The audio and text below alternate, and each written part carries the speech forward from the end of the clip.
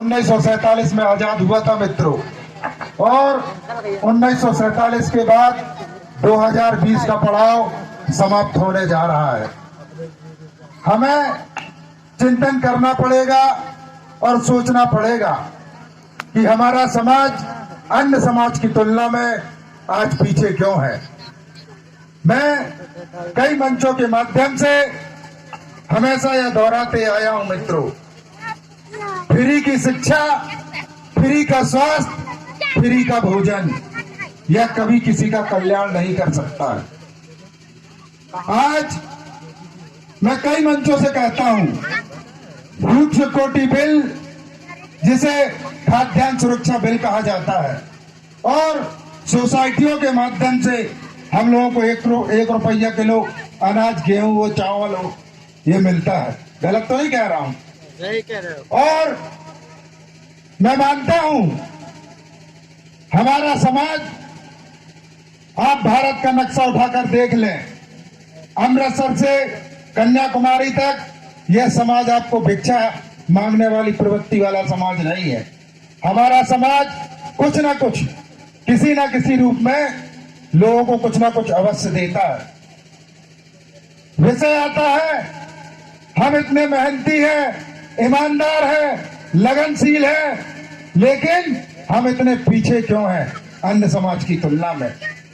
कहीं ना कहीं हमारी कमी है, और हमारी कमी के साथ साथ सरकारों की भी कमियां हैं। मैं बताना चाहता हूं और दोहराना चाहता हूं उन चीजों को। आप 1980 में डॉक्टर पोरते की बात कर लें, डॉक्टर भंवर सिंह पोरते की।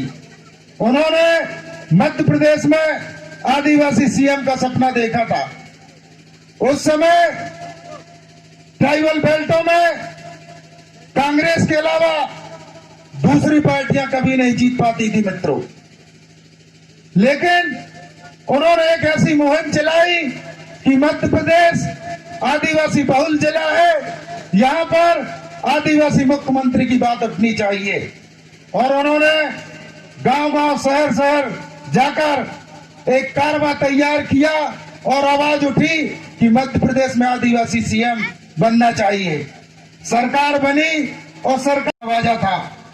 इसके बाद उनको यह लगा कि हमारी पीड़ा, हमारा दर्द, हमारा आंदोलन क्रांति का बीज बोया।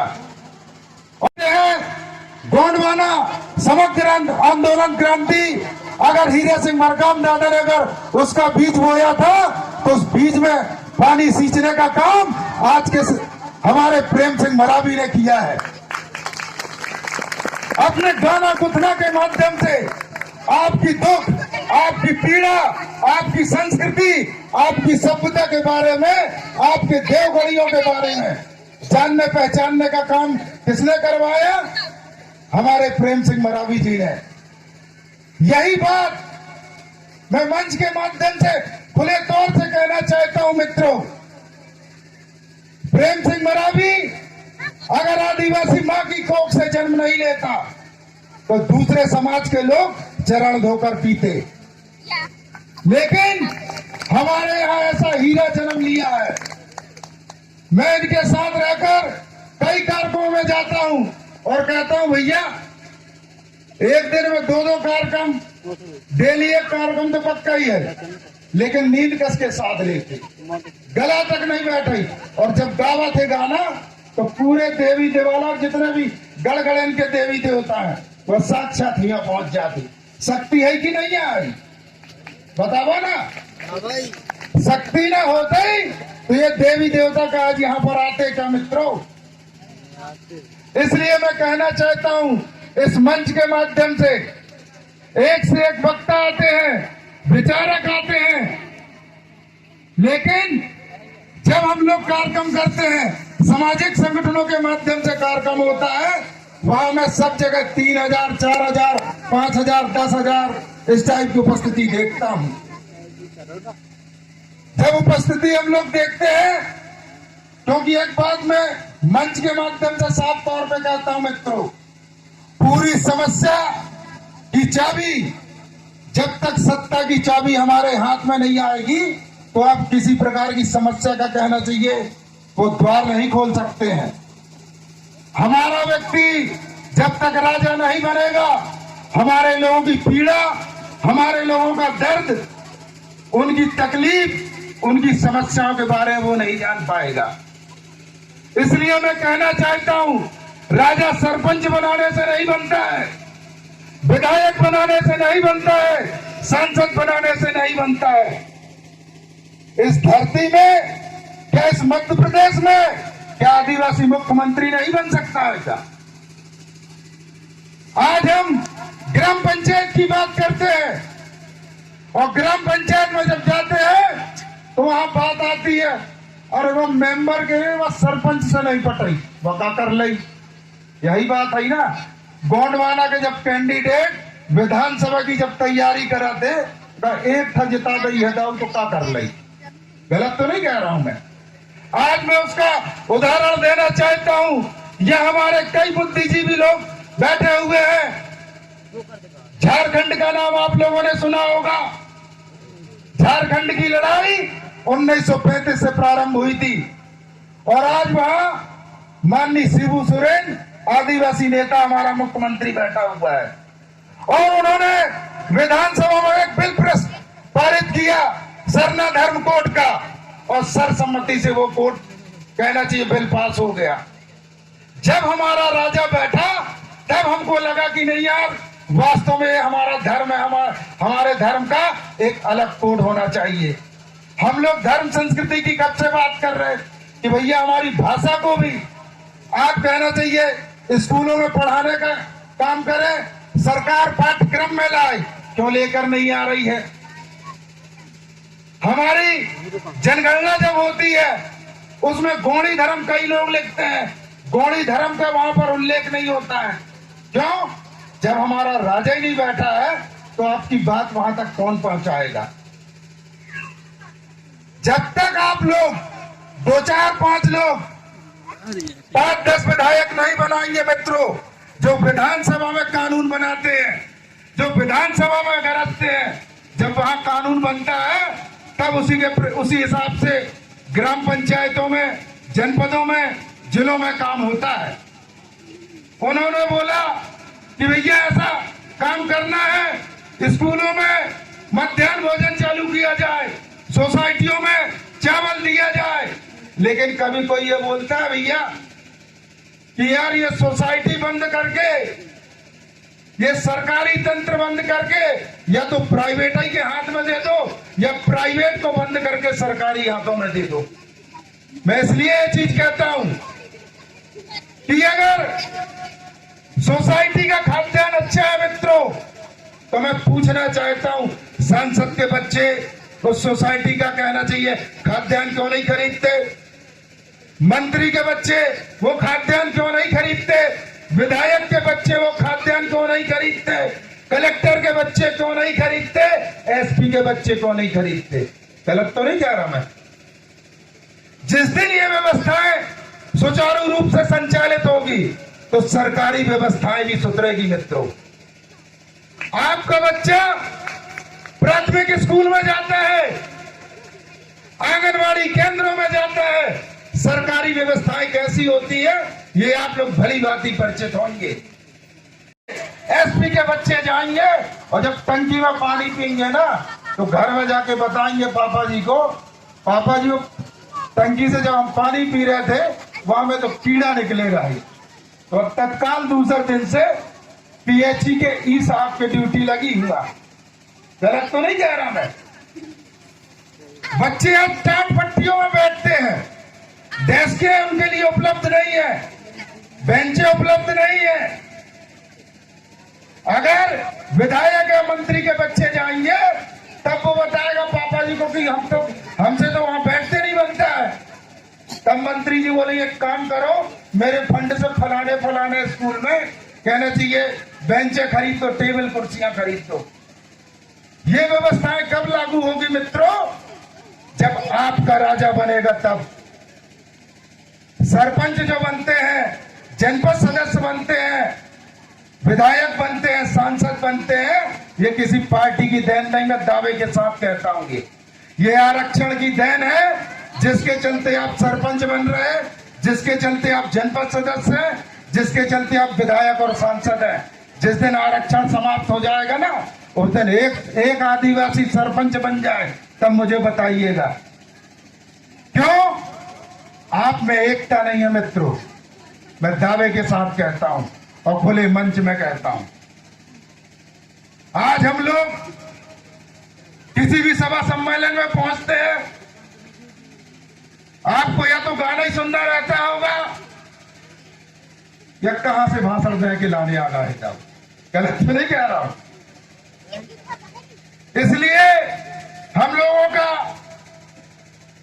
एक मूवमेंट चलता है, विचार चलते हैं लोगों के कि हम लोग ऐसी कौन कौन सी जानकारियां लोगों को दें जो कम से कम अपने जीवन में व्यक्ति उतारे और अपने जीवन के साथ साथ अपने परिवार को उतारने में सफल रहे और फिर समाज की कल्पना करे और देश की कल्पना करे। वो दूसरी चीज, शराब एक ऐसी चीज है मित्रों, जो भी व्यक्ति अगर मेरी बात सुन रहे होंगे, अगर शराब से आप एक अच्छाई बता दें, मैं खड़े खड़े उसकी हजारों बुराइयां इसी मंच से गिना दूंगा। यह सफर कब चालू होता है? आबकारी एक्ट ब्रिटिश शासनकाल में 1918 से 1918 में अमली जामा पहनाया और दिग्विजय सिंह के शासनकाल में इसमें मोहर लगा दी गई कि 5 बोतल की छूट आदिवासियों को डेली रहेगी और चौक 10 गांठ शादी विवाह में 48 से 52 बोतल की छूट इनको दी जाएगी। लेकिन जब हम लोग गांव का भ्रमण करते हैं और आप लोग भी अध्ययन करते होंगे कि एक पंचायत में 300 से 400 गांव की बस्तियां होती है।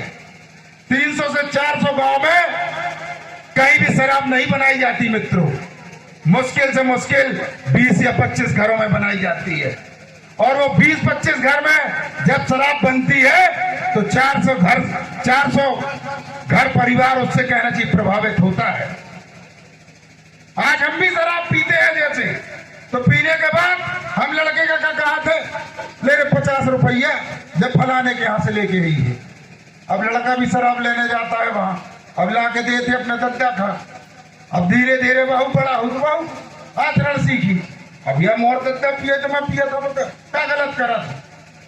मेहनत का समाज है। अभी तो ये चीज कम हुई है मित्रों। कम कैसी हुई है? आज से ज्यादा नहीं, 2 साल 3 साल 4 साल 5 साल पहले की आप कल्पना करें। हमारे समाज का व्यक्ति मेहनत कश तो है, रिक्शा चलाने जाता रहा बहुत समय, अब तो रिक्शा बंद हो गए लगा। खंती खोदने जाता है, बिल्डिंगों में काम करने जाता है, 10 से 15 हजार रुपए लेके आता रहा। ये मेरा खुद का एक्सपीरियंस है। आप अपने समाज को बढ़ते हुए क्यों नहीं देखना चाहते? आज आपकी गांव में कई मैं ऐसे उदाहरण दे दूंगा, मैं तो कभी नहीं आया, कई आदमी तुम्हारे गांव में गोंदली और नून धर के आए हुए यहाँ। वही सेठ साहूकार से वो समय चवन्नी ठंडी के लिए आई हुई है ज्यादा से ज्यादा। वहां के बिल्डिंग तनख्वाह हुई, लेकिन वहां से कब भी न चली हुई है। और तुम्हारा ही गांव के लड़का बच्चा मोटरसाइकिल खरीद ले, कहीं का क्यों खरीद ले, वही देखकर होने लगा। ये प्रवृत्ति कहां से आ गई? ये किसने पैदा किया हम लोगों के बीच में? गलत कह रहा हूं तो बताएं। गांव में ऐसा नहीं है, प्रत्येक गांव में 4 से 5 दुकानें होंगी। दुकान में आपने कभी सहयोग किया कि ले भाई 5,000 का दुकान खोल रहे, 10वीं 12वीं पढ़ रहा है, हम नौकरी तो मिल रही नहीं आई। अब मैं ही आऊं कहिए दाऊ चूना रे, और चूना भी दे दे, वीडियो दे कट्टा, वाह दे लिख ले और सेठ जी कट्टा हो गए 25 रुपए, ठीक है बाद में दे देंगे। वह 25 रुपये वही बिल्कुल नहीं देने यार। अब महीना 1.5 महीना बाद आओ, बता थे यार मकान सामान दे, बता थे चेतन भाई यार पिछले तो दूर रहा यार 25 रुपया है। कहीं बड़ा आदमी यार कैसन कहा थे मोहित चौरई के सेठ नहीं कहा, वह कुंडम के सेठ नहीं, तो 25 रुपया दिलाने का।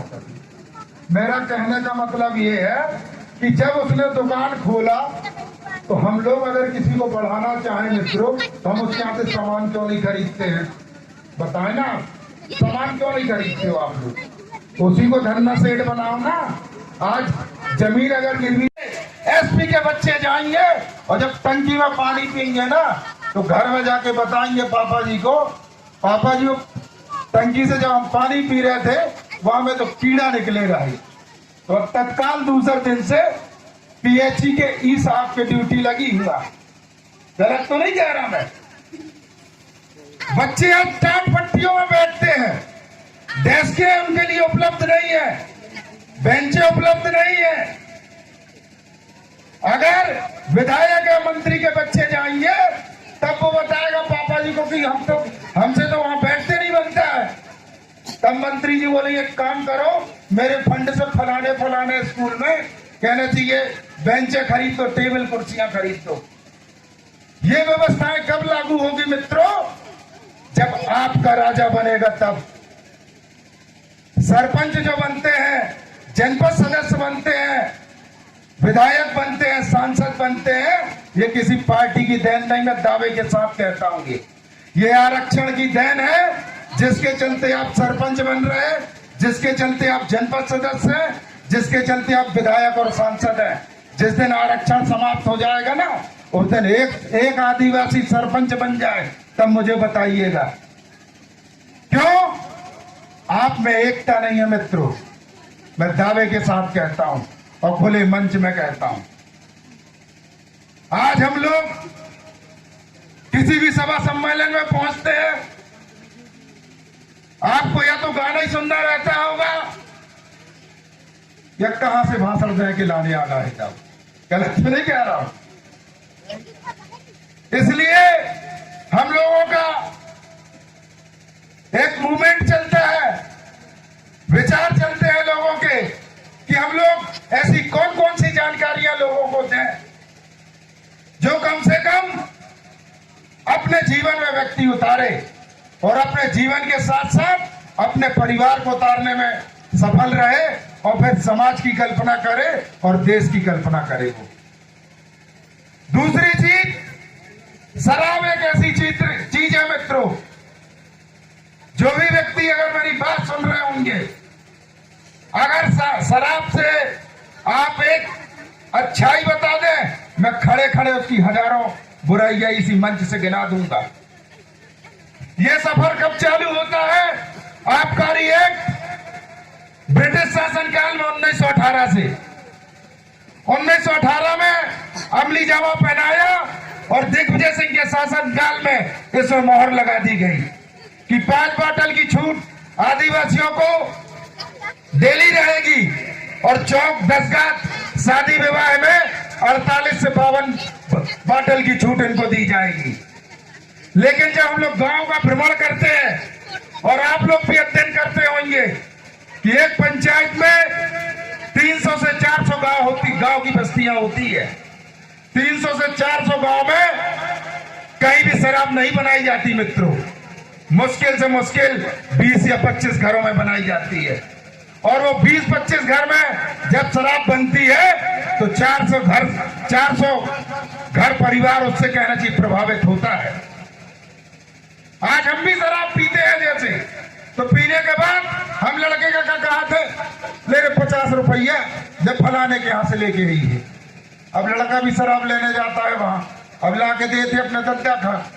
अब धीरे धीरे बहू बड़ा हो, बहू आचरण सीखी। अब यह मोर दद्दा पिए तो मैं पिया था, क्या गलत करा था? मेहनत का समाज है। अभी तो ये चीज कम हुई है मित्रों। कम कैसी हुई है? आज से ज्यादा नहीं, 2 साल 3 साल 4 साल 5 साल पहले की आप कल्पना करें। हमारे समाज का व्यक्ति मेहनत कश तो है, रिक्शा चलाने जाता रहा बहुत समय, अब तो रिक्शा बंद होगा आने लगा। खंती खोदने जाता है, बिल्डिंगों में काम करने जाता है, 10 से 15 हजार रुपए लेके आता रहा और मिलने के बाद वहीं से चालू। और भैया कहाँ थी? आठ हुई। अब यहाँ घर पहुंचा तो 1-1:30 बजे। हवा का चूक कहे तो वहू के मांदर टिमकी बजाए लागो में। और दूसरे दिन सेठ के पास जाता हूँ, सेठ जी दे 100 रुपया 200 रुपया। अरे चेतन भाई अब भी तो जबलपुर गए रहे यार, अरे सेठ ब्याज सहित में दे जाएंगे तो और पैसा काहे चिंता करा थे, न दे रहा हूं पिछली बार का।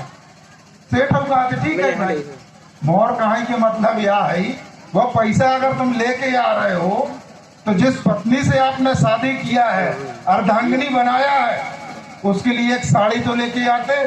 जिस माँ बाप ने आपको पैदा किया है उसके लिए कपड़े लत्ते तो लेके आते। जो बच्चा आपकी प्राइमरी स्कूल में पढ़ रहा है, आंगनवाड़ी केंद्र में पढ़ रहा है, किस इंग्लिश मीडियम में तो पढ़ाते हैं आप उसको। कि सरकार ही के भरोसे रहोगे? सरकार कभी नहीं चाहेगी मित्रों कि सोया हुआ समाज जाग जाए, क्योंकि राज उसी पे किया जाता है जो बोल नहीं सकता है। जो अज्ञान है उन्हीं को कहना चाहिए। 10 प्रकार की विभिन्न प्रकार की योजनाएं बताई दी जाती है कि यह सही है कि गलत है। भगवान कि 9 अगस्त को पूरे मध्य प्रदेश में छुट्टी हुई थी मित्रों। अब यह कारवा कहां से प्रारंभ होता है?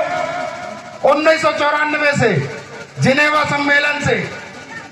193 देश जहां सम्मिलित होते हैं वहां पर यह मोहर लगाई जाती है कि जिन जिन देशों में ट्राइबल जनजातियां होंगी वहां पर सरकार अपने खर्चे से इन ट्राइबल जनजातियों के रीति रिवाज, परंपराएं, स्वास्थ्य, शिक्षा, इसके बारे में अवलोकन करना चाहिए 9 अगस्त को। धीरे धीरे कारवा जब बढ़ता गया, 3 साल पहले हमारे यहाँ माननीय कलेक्टर साहब अमित सिंह तोमर जी थे। सबसे पहली छुट्टी 9 अगस्त को कहना चाहिए डिंडोरी जिले में हुई थी। इसके बाद मंडला, सिवनी, बालाघाट, इसके बाद जब कांग्रेस की सरकार बनी तब पूरे मध्य प्रदेश में 9 अगस्त को विश्व आदिवासी दिवस की छुट्टी घोषित की गई थी। वो क्यों हुई? सिर्फ आप लोगों के कारण मित्रों। क्यों? आपने घर से निकलना प्रारंभ किया और छोटे छोटे संगठनों के माध्यम से जगह जगह कार्यक्रम प्रारंभ करना चालू कर दिया। तब सरकार को लगा नहीं, अब इनका तीज त्योहार मनाना पड़ेगा, हमको सिर्फ रक्षाबंधन भर में छुट्टी नहीं देना है भैया, फलाने चीज भर में छुट्टी नहीं देना है, अब इनके जो तीज त्योहार आ रहे हैं उनको भी छुट्टी देनी पड़ेगी। क्यों? जब आप घर से निकलना प्रारंभ करे हैं तब। गलत तो नहीं कह रहा मैं। इसके बाद अभी एक अभियान चलाया जा रहा है, भगवान बिरसा मुंडा जिनको धरती का आभा कहा जाता है, इनका जन्म 1875 में झारखंड के रांची में हुआ था मित्रों। और इन्होंने ब्रिटिश शासन के खिलाफ जल जंगल जमीन की लड़ाई लड़ी थी 1875। और इसके बाद इनकी कहना चाहिए, हम तो मृत्यु नहीं कहेंगे, एक प्रकार से बलिदान कहेंगे। जेल के अंदर इन्होंने अपनी अंतिम सांसें 1900 में ली।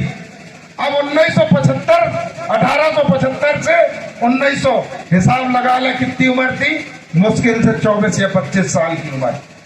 जिस समय लोगों के खेलने कूदने के दिन थे, वो आपकी लड़ाई लड़ रहा था 24 से 25 साल का वो लड़का, जिसको भगवान बिरसा मुंडा के नाम से जाना जाता है। आज उसकी हम यहां जयंती मना रहे हैं।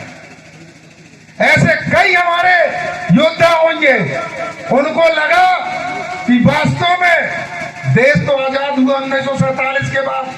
उस समय क्या इतिहास नहीं था बोला गया था कि रानी दुर्गावती भी शहीद हुई थी मुगलों से लड़ते लड़ते। राजा शंकर शाह, रघुनाथ शाह, जिनको एल्गिन अस्पताल के सामने तोपों से उड़ा दिया गया था।